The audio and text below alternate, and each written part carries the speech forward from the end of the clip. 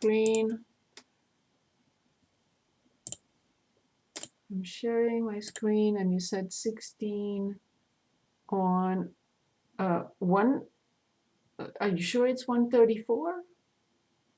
Oh, 114, sorry. oh, no, that's fine. Oh, you mean 314?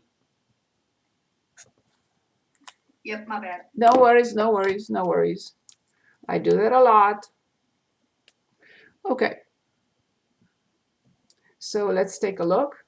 And number 16, good starting point. Where is number 16? Okay. So here we have f of x equals x to the fourth minus 2x to the third, and the given interval is -2, 2, and they want us to find absolute max min. I always like to add, also find the relative max min. Okay, so all I need to do is study this function. So this is f prime, and this is f of x. Okay. The only thing I need is to find the derivative. I'm not graphing, I don't need the x and y intercepts, none of that. So I only need f prime of x, which is 4x to the third minus 6x squared. F prime of x cannot be undefined. It's a polynomial function, but f prime of x can be 0. So I have 4x cubed minus 6x squared equals 0. I could divide both sides by 2 to make it as easy. Never by x, never by x. So 2x cubed minus 3x squared equals 0. Of course, I will factor out x squared, and I get 2x minus 3. And degree 3, I have to present 3 solutions, but 2 of them are the same, and 1 is coming from here. So I put them in the table. If they fit, 0 fits, 3/2 is 1, 3 over 2 is 1.5, so they both fit in this interval. If they don't, then they will not appear here. So one of the solutions may be 5. Well, I'm not going to put it in because it doesn't fit between -2 and 2. I'm only asked to study the function between these two. So now I have to study the sign of the derivative. So here's the derivative. This is always positive, but this can be positive or negative. Oh, I didn't mean that. I meant this. It can be positive or negative. So to the left of 3/2 is negative. To the right of 3/2 is positive. But this will not make any difference because it's always positive. So if you plug in -2, you will see this is negative. And if you plug in 2, you will see this is positive. So this 0 does not change anything. The signs do not change. This is not a max or min. So now, final step. I have to enter in the function these values. And I'm going to share my screen and look at the calculator and clear everything I have in here and enter x to the fourth and then minus 2x cubed. Good. Uh-oh. Minus 2x cubed. So now I want to enter these 4 values quickly. I want -2, I want 0, I want 3/5. Is it 3/5? Why did I write 3/5? Nobody knows. It's 3/2, sorry. Okay, 3/2. Okay, 1.5. And the last one, 2. Okay, so I'm going to copy these values. So I have 32 for the first one. I have 0 for the second one. I have -1.7. And then I have 0. Perfect. And now I have to make a decision. And the decision is made, first of all, to make sure that this row and this row work well together. The function is decreasing from 32 to 0. That's correct. From 0 to yes, that's correct. From here, yes, that's correct. So I know that these two rows work well together now. But now I have to make a decision what this is, this. So here's what I do next. I don't graph the function. I just plot those heights. So this height is at 32. This height is at 0. This height is at negative 1.7, and this height is at 0.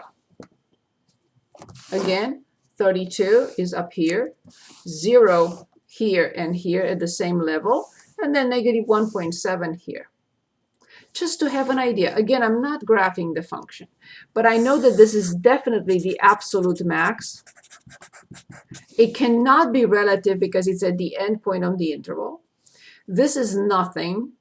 This is relative min and absolute min, rel plus absolute min, and this is nothing.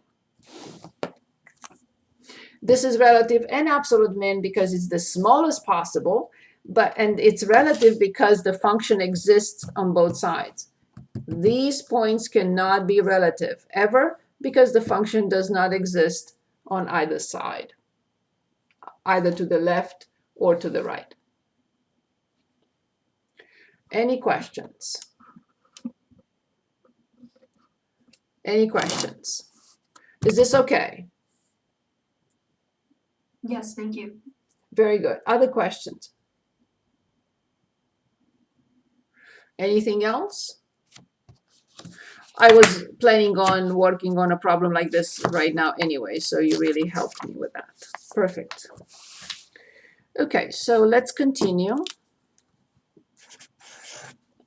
We are still in section 3.4, and we want to look at other problems, and definitely I like to look at word problems now. Let's choose together. Do you need to see any other discussion on or study of a function on a closed interval? Are we okay with that? Please talk to me so I know we are a team, so I know, can I move on? Should I still work on these problems or continue? Anybody, please. Can we work on one more just? Absolutely, yes, absolutely, with pleasure. Would we like to choose? You want me to choose? Can we do 27? Yes, perfect. Let's look at 27 on 314, and that is f of x equals x e to negative 1/4 times x. And the given interval is negative 1, 10. Of course, not a friendly situation. These functions are never friendly, but we have to go through it. So negative 1 to 10, nothing else. I only need f prime, no x and y intercepts. We're not graphing. We're just analyzing. Good. So I have to find f prime. Which rule applies here for this function?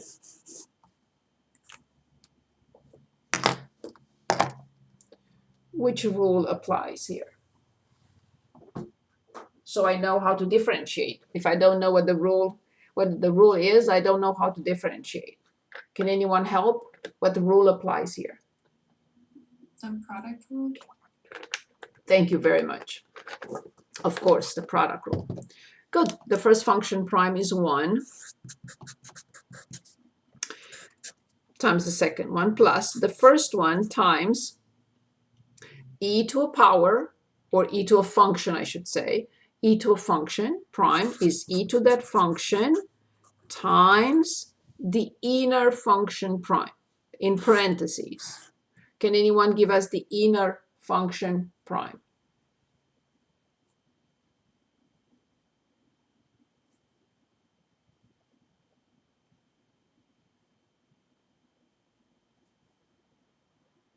Anyone, please? The inner function.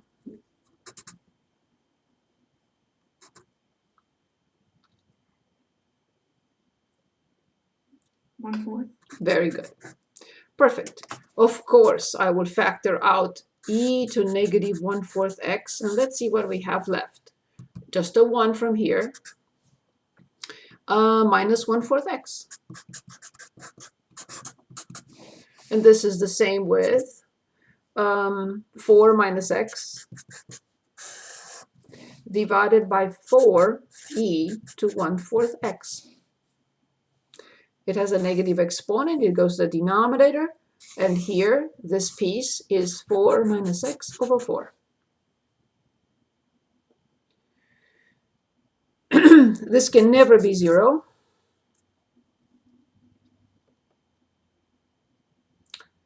So there is no issue here. In other words, f prime of x cannot be undefined. But f prime of x can be 0. We know a fraction is 0 when the fraction is 0 when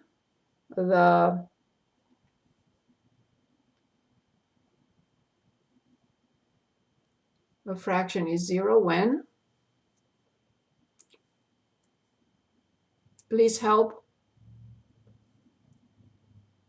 The numerator is 0. Excellent. So if the numerator is 0, how much is x?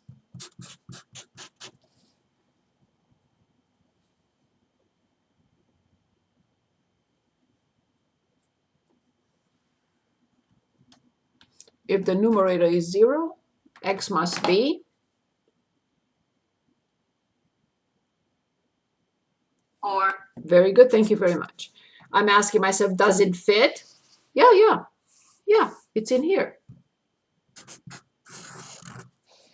Good. Now I have to study the sign left and right, and then I have to plug in the function, these values in the function.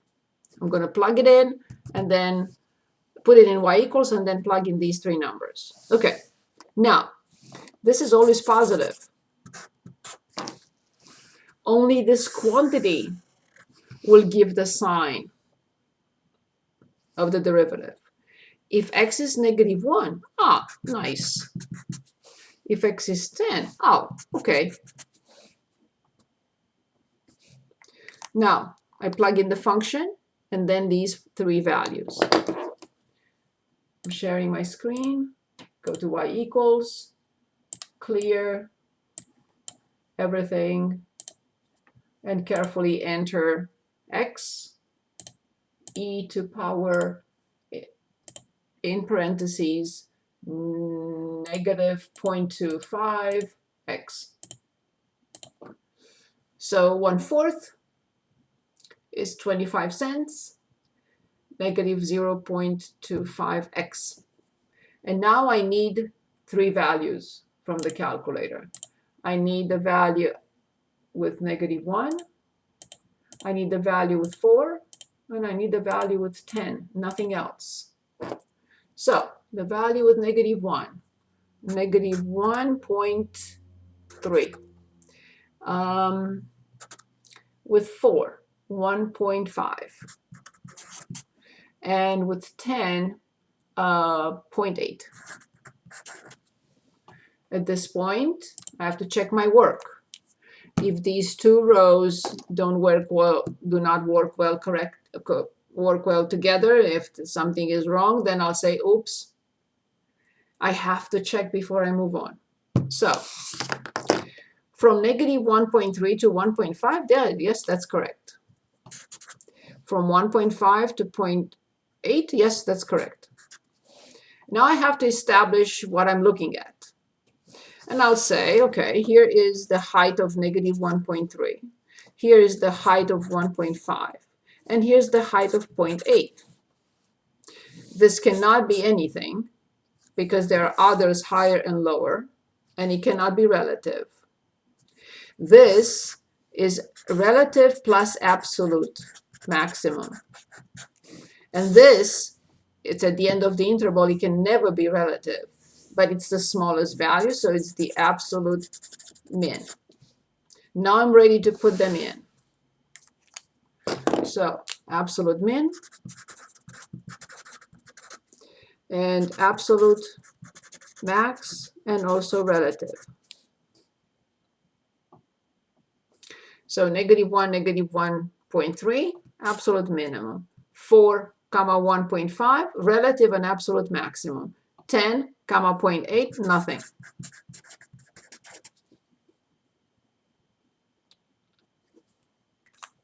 Any questions on this problem? Are we okay with this? Yes, thank you. Thank you. Moving on. Good. Let's look at a word problem now to see how we apply all this.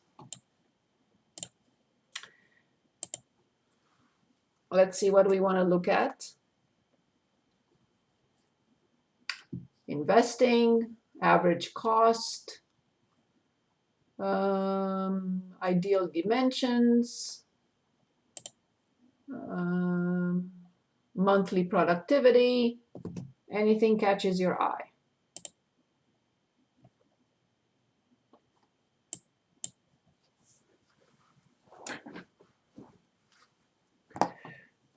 Of course, these functions are brutal, right? With all these numbers, we have to be careful. Of course, we should work on it. Find the absolute minimum and absolute maximum combined value of the two investments. It's a sum, so it's a combined value, one max, one min. If Gina keeps her money in both funds for 20 years. So the interval is between 0 and 20.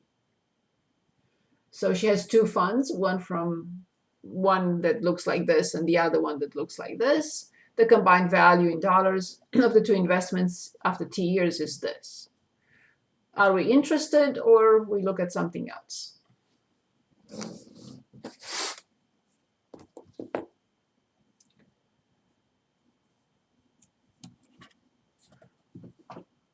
Can we try that one? Sure, let's try that. So this is 51 on 315, and we have a function that is 20,000 e to 0.033t plus 25,000 e to minus 0.052t. Good. So we are looking at the interval 0 to 20, and they want us to find not just the absolute max, but also the absolute min for 0 to 20. Okay, that's all I need to do. So this is t. This is between 0 and 20, nothing else. This is v prime, and this is v of t. Okay, now carefully keep up. It was 20,000, wasn't it? Yep. So 20,000 e to something something. Okay, was that the chat? Oh yeah, interested. Okay, I thought that you'll notice that I wrote 2,000 instead of 20,000. Let me see my video here. Oh, I still have time. Good. Okay, so let's differentiate. V prime of t. I have to bring down. I have to multiply 20,000 by e to 0.033t times the inner function prime, which is this. I'll have to multiply in a minute. I have 20,000, I have that. Good, plus 25,000 times e to negative 0.052t times the inner function prime, which is negative 0.052. Okay. So this is 66, and I have 4 zeros, so 660 e to 0.033t. Now this is minus. I'm going to use the calculator. Lazy people use calculators like me. 0.052. Okay, I got negative 1300 e to negative 0.052t. Okay, now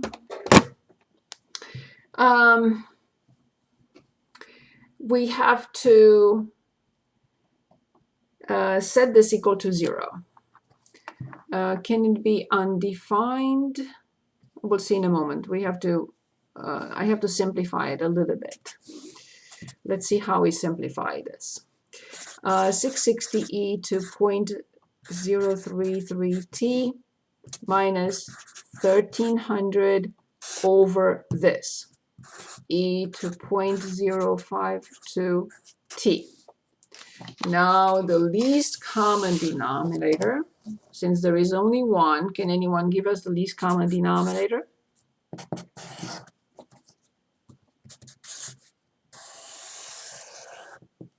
There is only one denominator, so e 0.052t. Okay.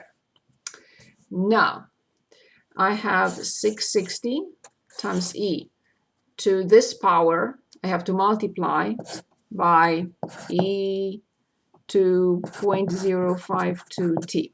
So I copy the base and add the exponents. So 52 plus 33 is 85.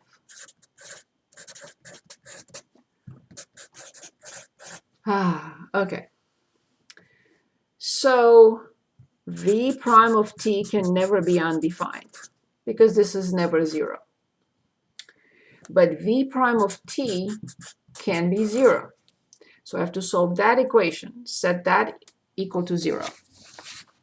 So 660 e to 0.085t equals 1300. Or e to 0.085t equals 130 over 66. I simplified by 10. Okay, now, anybody remembers from chapter 2 how to solve this equation? Before that, let's go back for a moment. Let's recap. Any questions on what I just did? Please, any questions?